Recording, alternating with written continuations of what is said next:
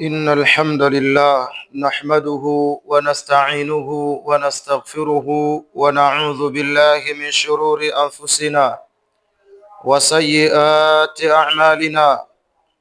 إنه من يهده الله فلا مضل له ومن يضلل فلا هادي له، وأشهد أن لا إله إلا الله وحده لا شريك له، وأشهد أن محمدا عبده ورسوله وعلى آله وصحبه أجمعين. أما بعد، baada ya kumhimidi Allah subhanahu wa ta'ala na kumtakia rahma na amani mtume wetu Muhammad sallallahu alayhi wasallam, ndugu zangu katika iman, ikiwa leo ni Ijumaa yetu takriban ya 7 tukizungumzia rihlatul khulud, safari ya milele, wama yatadhammanu fiha, na yale yote ambayo kwamba yanafungamana na msafara huo. Tukafikia katika sehemu za usimamo wa Kiyama, kisimamo cha Kiyama, wa hashri nnasi ila rabbil alamin, na kukusanywa kwa wanadamu kuelekezwa kwa Mola wao mlezi wa walimwengu wote. Tukafikia katika yale mambo ambayo kwamba yatatokea ndani ya siku ya Kiyama.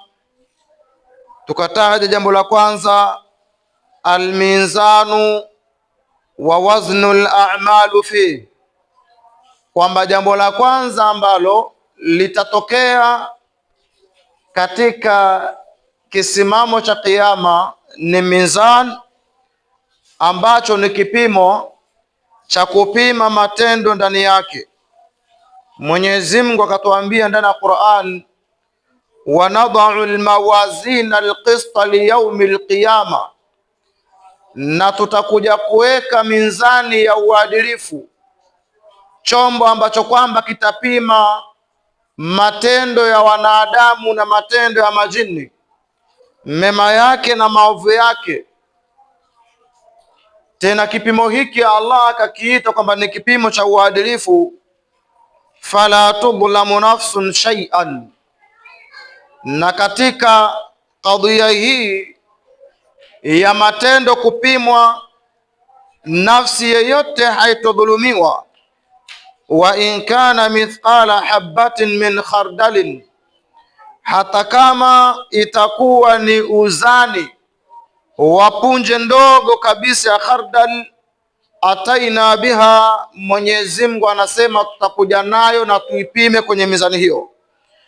Wakafa bina hasibin, na imetosha kwetu sisi kwamba ni wenye kufanza hesabu barabara ambazo kwamba zimekamilika. Kwa tukio la kwanza la siku ya Kiyama ni kuwekwa mizani ya uadilifu, ambayo kazi yake ni kupimwa matendo ya wanadamu na viumbe. Jambo la pili, i'ta'ul kutubil yamin, ni watu kupewa vitabu kwa mikono yao ya kulia ikiwa ni waumini, au shimal, au kupewa vitabu vyao kwa mikono ya kushoto ikiwa ni makafiri kama tulivyotaja. Wa irdu a'mali almu'minin, na tukio lingine ni kuonyeshwa na kufunguliwa wazi matendo ya waumini. Wa munaqashatul kuffari wal usat, na kujadiliwa makafiri na wale waliobeba dhambi mbalimbali, fi a'malihim, katika jambo zima la matendo yao. Mwenyezi Mungu anasema, yaumaidhin tu'raduna la takhfa minkum khafia, siku hiyo ya Kiyama tu'raduna, yani mutaonyeshwa wazi wazi, mutasogezewa wazi wazi matendo yenu. La takhfa minkum, hakuna ambacho kwamba kitafichwa kwenye macho yenu. Khafia, kwa mficho aina yoyote. Fa amma man utiya kitabahu biyaminihi, ama huyu mwanadamu muislamu mu'min atakayepewa nakala yake na kitabu chake kwa mkono wake wa kulia, fayaqulu haumqra'u kitabia, atasema jamani, songeeni, someni daftari langu. Hii ni pale atakapopewa kitabu chake kwa mkono wake wa kulia, ambapo ni tukio miongoni mwa matukio ya siku ya Kiyama. Allah anasema wa wudia alkitabu, na vitakuja kugawizwa vitabu. Fatara almujrimina mushfiqina mimma fi, kisha mutawaona wale wakosefu waliobeba dhulma na madhambi wanazozana kwa yale yaliyomo ndani ya vitabu vyao. Wayakuluna, kisha watasema hao, wataambizana kusema, ya wailatana, ole wetu sisi, mali hadha alkitabi, ni daftari gani hili au ni kitabu gani hiki? La yughadiru saghiratan, kitabu ambacho hakikuacha hata jambo dogo, wala kabiratan, wala hata jambo kuu, illa ahsaha, isipokuwa kila kitu kimerekodi na kunakili kitabu hiki. Wawajadu ma amilu hadira, Mwenyezi Mungu anasema kila mtu atakuja kuyakuta matendo yake yamehudhurishwa, yamefikishwa, yamedhibitiwa mbele ya Allah subhanahu wa ta'ala. Wala yadhlimu rabbuka ahada, wala Mola wako naye hana sifa ya kudhulumu yeyote kati yenu. Kwa hiyo ikiwa ni mja mwema, atakuta amali zake zote zilizokuwa njema ziko mbele ya Allah tabaraka wa taala, na ikiwa ni asi kafir, pia naye atakuta milima ya mizigo yake ya dhambi iko mbele ya Allah tabaraka wa taala. Ndiyo pale Mtume alayhi salatu wassalam katika hadithi ya Adi ibn Hatim aliposema, ma minkum ahadun illa sayukallimuhu Allah, hakuna kati yenu yeyote hata mmoja isipokuwa atakutana na Mwenyezi Mungu na Allah atazungumza naye. Laisa bainahu wa bainahu tarjuman, na haitokuwa baina yake huyu mja na Mola wake, hakutokuwa na mfasiri wa lugha, hakutokuwa na mtu atakayesimama kati ili alete tafsiri ya majibizano baina yake na Allah tabaraka wa taala. Fayandhura aymana minhu, hapa mwanadamu atautazama upande wake wa kulia. Fala yara illa ma qaddama, naye hataona jambo lolote ila yale mema aliyotanguliza. Wayandhura ashama minhu, kisha mwanadamu atageuka kuutazama mkono wake wa kushoto. Fala yara illa ma qaddama, vile vile hataona jambo ila lile alolifanya duniani. Wayandhura baina yadayhi, kisha mwanadamu atazunguka tazame upande wa machoni mwake. Fala yara illa an-nara tilqaa wajhihi, huko nako hataona jambo jipya ila atauona moto uko mbele ya uso wake. Allah sema waburrizatil jahimu liman yara, utakuja kusogezwa moto wa jahim kwa kila ambaye kwamba anawajibika kuuona. Kuna watu ambao kwamba ni wajibu waione jahannam, na kuna watu ambao kwamba hatoweza kuiona jahannam kwa sababu ya amalu saliha walizozitanguliza mbele ya Allah tabaraka wa taala. Fa amma man tagha, ama yule aliyekuja kuitupa mipaka ya Mwenyezi Mungu, yule aliyekuja duniani akaishi anavyotaka yeye. Wa athara alhayata ad-dunya, kisha akachagua maisha ya dunia. Tunaposema kuchagua maisha ya dunia, haiashiriwi kwamba yale majambo ya ulimwengu tusifanye, kwamba Muislamu hafai kujenga, Muislamu hafai kununua gari, Muislamu hafai kuwa na shamba. Hapana. Lakini kuchagua dunia, tuutazame mfano wake saa hii, tuutazame mfano wake sasa hivi tunavyozungumza. Ikiwa leo ni siku ya Ijumaa, nyamaza hapo. Ikiwa leo ni siku ya Ijumaa na inafahamika wazi ya kwamba khutba ya Ijumaa, muadhamul masajid, misikiti mingi au yote kwa jumla, khutba huanza saa 6:30. Khutba inaanza saa 6:30, misikiti mingi au yote kwa jumla. Lakini nafikia pahali ya kwamba Muislamu amepata mughafala, amejisahau, anasubiria kuisikia adhan labda kwa sauti kubwa, lakini itakapokosekaniwa adhan kwa sauti kubwa, anaweza kupata kuchelewa kwenda msikitini, anachelewa kufika msikitini. Kwa hiyo inakuja kusogezwa Jahannam.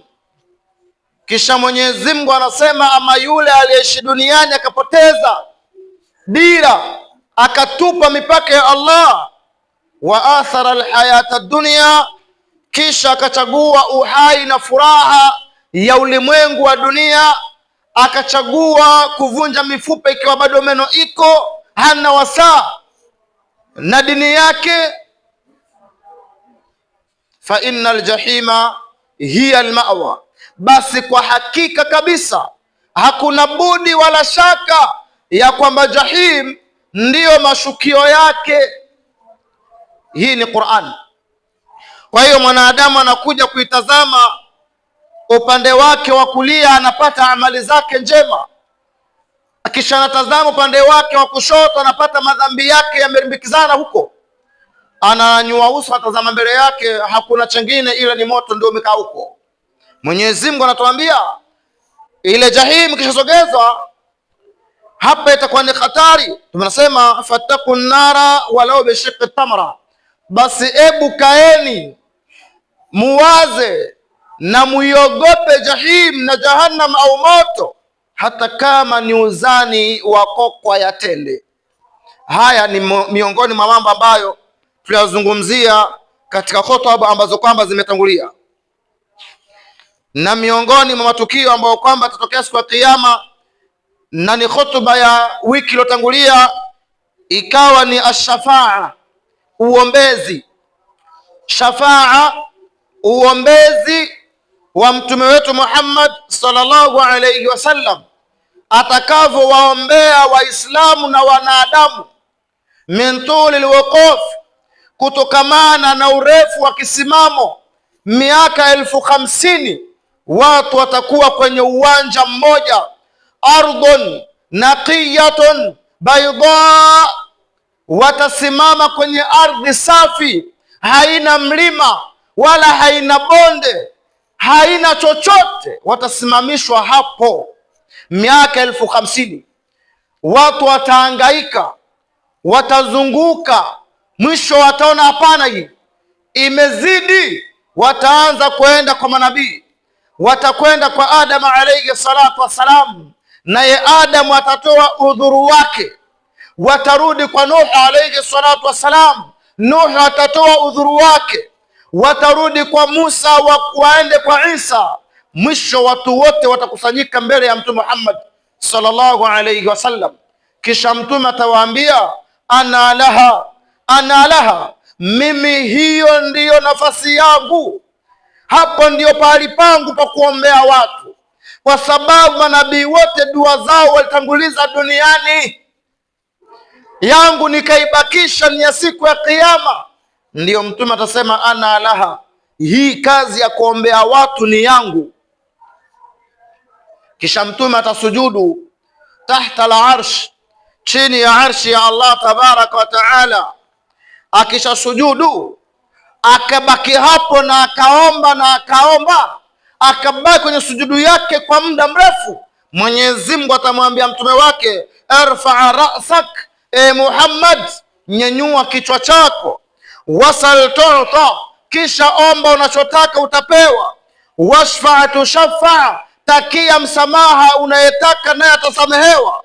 Fayushafi'uhu Allahu fi ahli mawqifi alqiyama an yuqda bainahum, naye Mtume jambo kubwa ambalo kwamba ataliomba siku hii, atamwomba Mwenyezi Mungu, Allah wafanyie takhfifu waja wako, wasamehe waja wako, wahesabu hesabu yao, kila mmoja ingie kwake.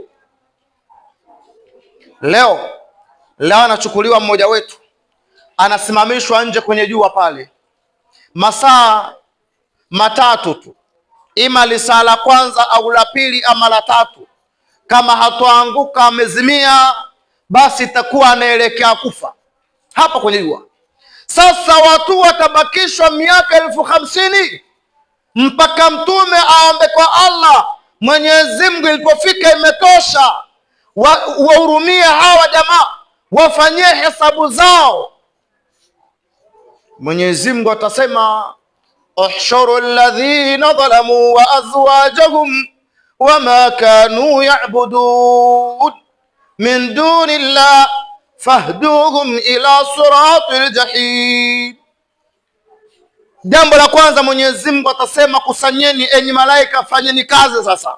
Kusanyeni wote waliodhulumu, wote waliomshirikisha Allah tabaraka wa taala. Kusanyeni makafiri yote kwenye grupu moja, wa azwajahum, pamoja na wake zao, wama kanu yaabudun, kisha wakusanyeni na kila walichokuwa wakikiabudu. Kama walikuwa kiabudu mzimu, huo mzimu uleteni ukae pamoja nao.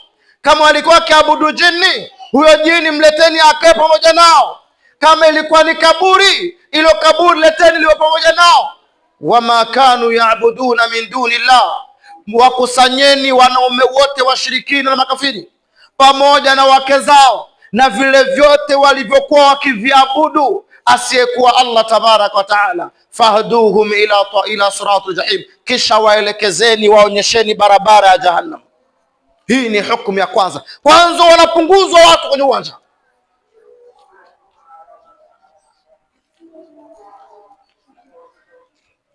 Ndio maana Mwenyezi Mungu Subhanahu wa Ta'ala anatuambia, kumwambia mtume wake, ma kana linnabiyin an yastaghfiru lilmushrikina, haifai kabisa kwa nabii yeyote kuwatakia msamaha washirikina, walau kanu ulul qurba, hata kama ni jamaa zao wa karibu, baba, mama, kaka, shangazi, babu. Atakapokufa na imani ya kishirikina, hata nabii haruhusiwi kumtakia msamaha kwa Allah, haifai. Akiwa yupo duniani bado, muombee Allah Mwenyezi Mungu mbadilishe. Akishaondoka na ukafiri wake, hakuna atamweka pale anapotaka Mungu. Nyama za kimya tu.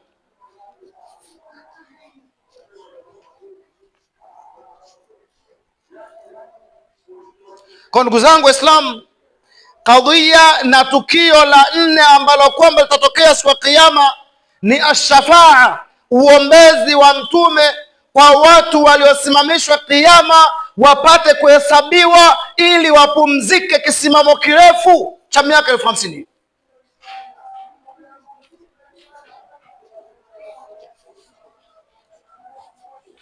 Wahesabiwe. Hesabu ya kwanza ni washirikina watengwe, watolewe kwenye safu, waelekezwe Jahannam, wao na bibi zao na vyote walivyokuwa kiviabudu. Baada ya hukumu hii, wanabaki waliokuwa wakiswali, wakifunga, wakitoa kidogo kidogo, wanabaki pale.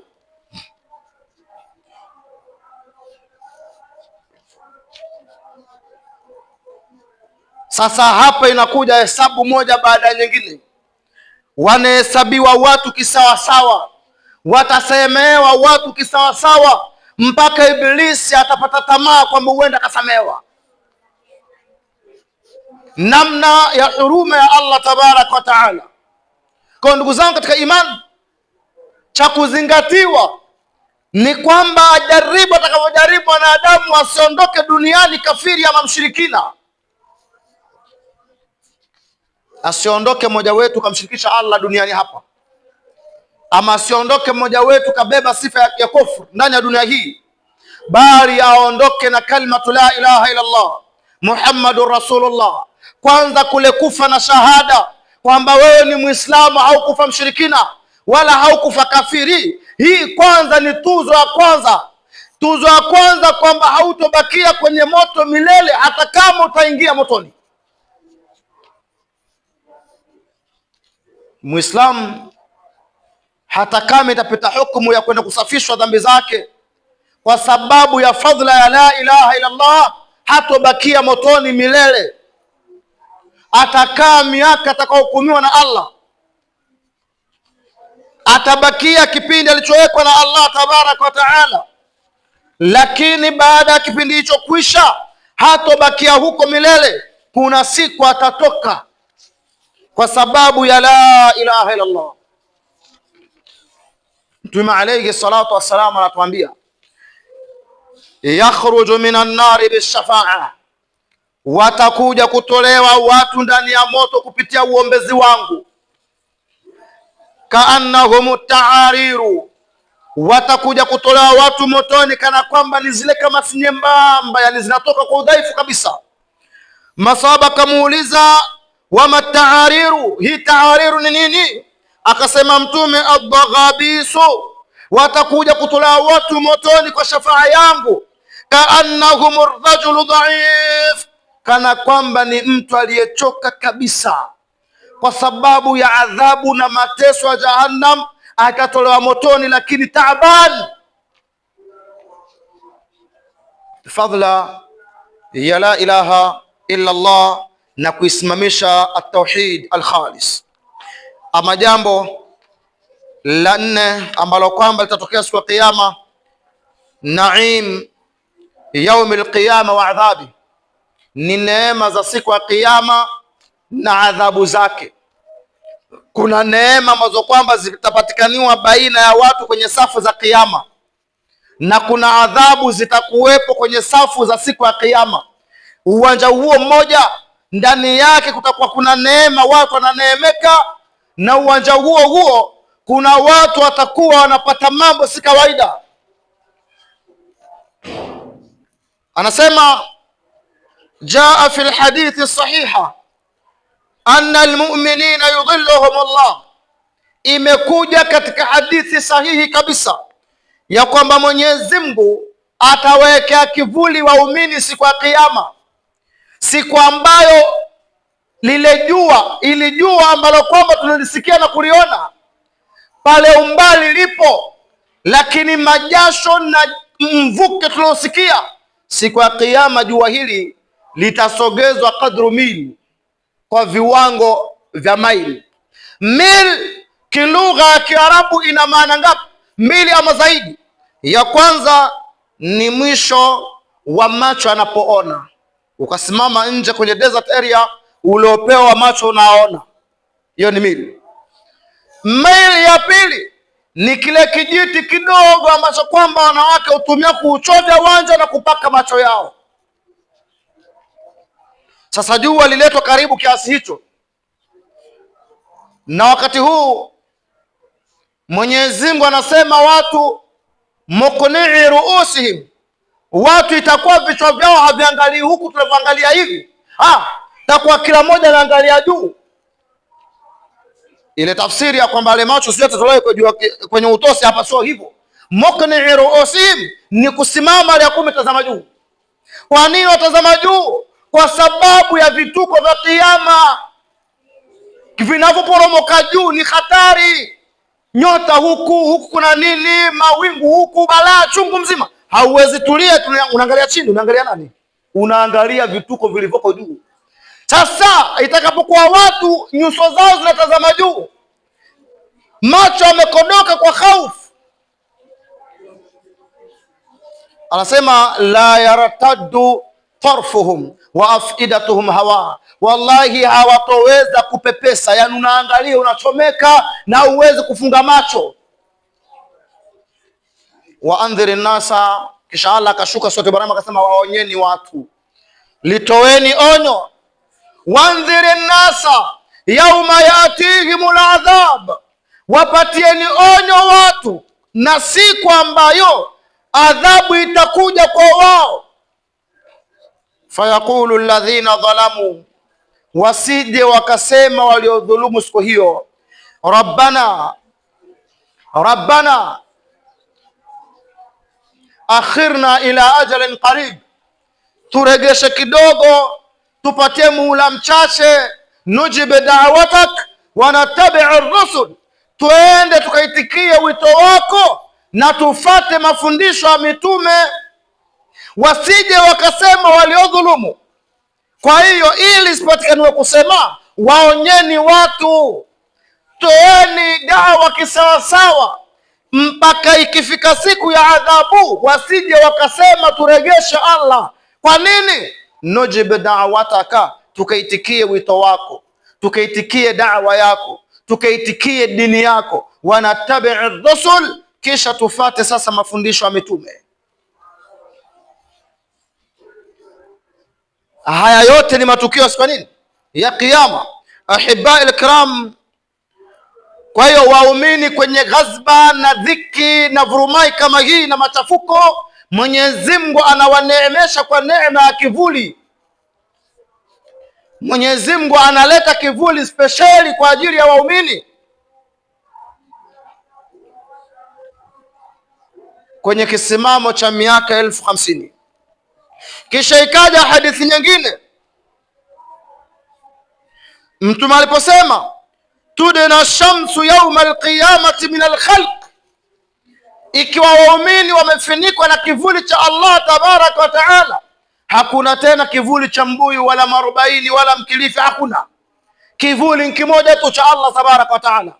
Washafunikwa waumini, na kila mumin anapata kivuli hicho bihasbi amalihi, kwa viwango vya matendo yake.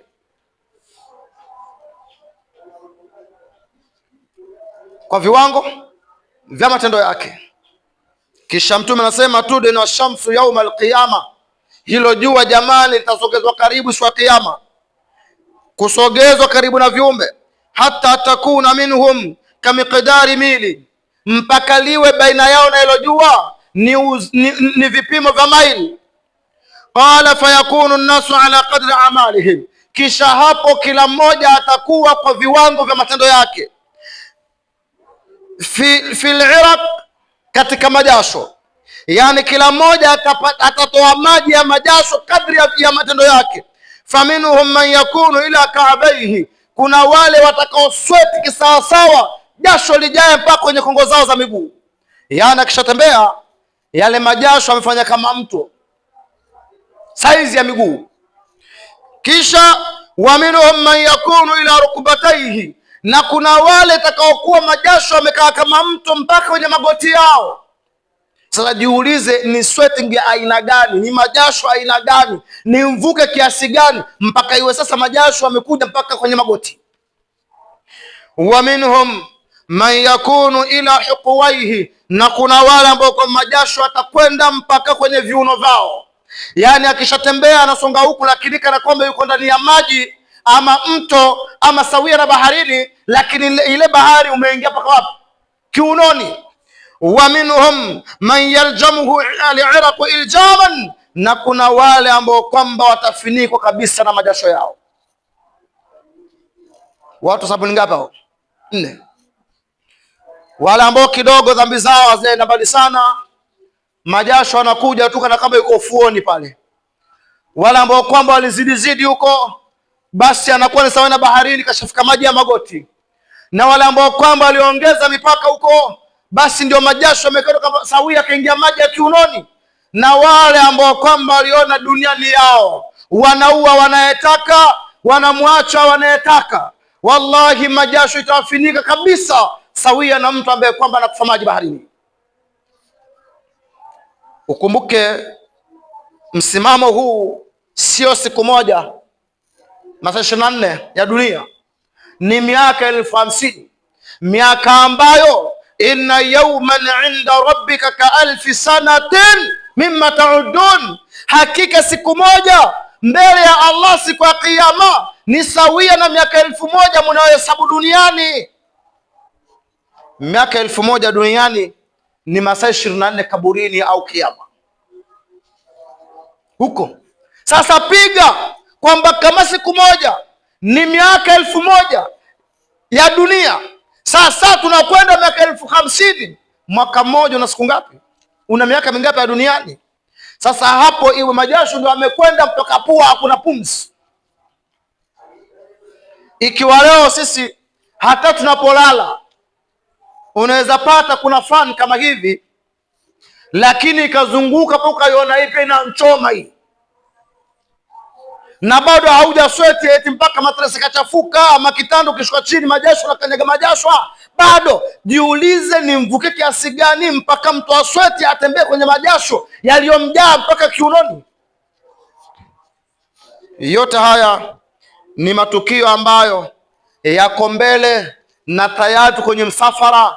Ikifikiwa mmoja wetu na mauti, tayari kashaanza safari yake. Akiwa ni mwema, Mwenyezi Mungu Subhanahu wa Ta'ala anatuambia wayunajji Allahu alladhina taqaw, Mwenyezi Mungu atawaokoa waliomcha. Allah atawalinda waliomwabudu na kumwogopa. Wayadharu dhalimina fiha jithiya, kisha Mwenyezi Mungu atawaacha madhalimu wakisongamana.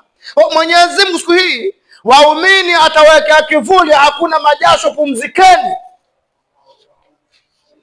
hakuna tafash. Wayadharu dhalimina fiha jithiya, kisha Mwenyezi Mungu atawaacha madhalimu wakitapatapa, hakuna pa kushika.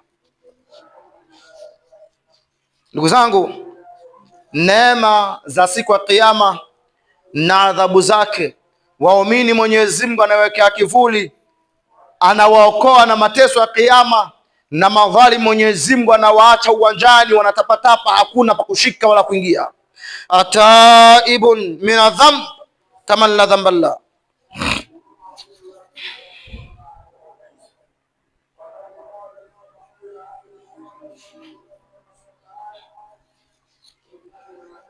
Hamdan yuwafi na'imahu wa yukafi'u mazida, wa ashhadu an la ilaha illa Allah waliyyu salihin, wa ashhadu anna Muhammadan abduhu wa rasuluhu wa ala alihi wa ashabihi ajma'ina, amma ba'd. Ndugu zangu katika imani, hayo ni miongoni mwa yale matukio mbalimbali ya kutisha ambao kwamba yatatokea siku ya Kiyama, na ikiwa wanadamu wote wamekusanywa mbele ya Allah tabaraka wa taala.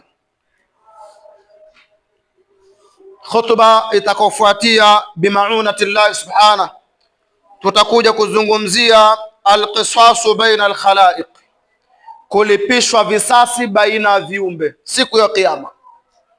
Kulipishwa visasi. Umedhulumu huyu, uliibia huyu, ulitukana huyu, ulivunja heshima ya huyu. Kuna siku itafika kila mmoja atalipwa kisasi alichofanyia mwenzake duniani.